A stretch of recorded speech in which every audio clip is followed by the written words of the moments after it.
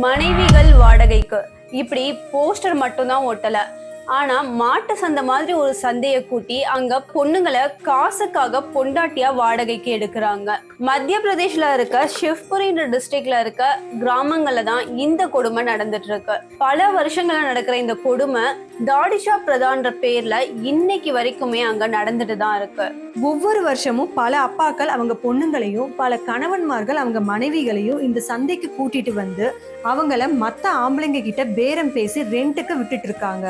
ஒரு வாரத்துக்கு இவ்வளோ, ஒரு மாசத்துக்கு, ஒரு வருஷத்துக்கு இவ்வளோன்னு பொண்ணுங்களை விலை பேசி டேர்ம்ஸ் அண்ட் கண்டிஷன்ஸோட கவர்மெண்ட் ஸ்டாம்ப் பேப்பர்லயே அக்ரிமெண்டாவும் போட்டுக்கிறாங்க. Just like a legal contract. பொண்ணுங்களோட அழகு, வயசு அண்ட் அந்த பொண்ணுங்க அவங்க கூட எத்தனை நாள் இருக்க போறாங்கன்றத பேஸ் பண்ணி 10 ரூபாயில இருந்து லட்சம் ரூபாய் வரைக்கும் பேரம் பேசி அக்ரிமெண்ட் போட்டுக்கிறாங்க.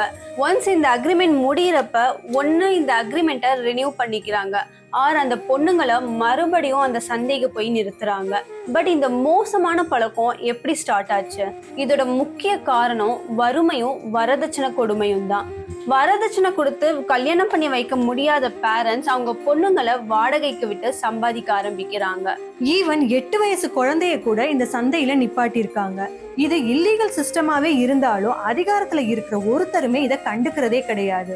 பிகாஸ் யாராவது கம்ப்ளைண்ட் கொடுத்தாதானே ஆக்ஷன் எடுப்பாங்க. சோ பொண்ணுங்களோட கண்ணியமும் மரியாதையும் இங்க வெறும் உயிர் வாழ்றதுக்காகவும் லாபத்துக்காகவும் விற்கப்படுது.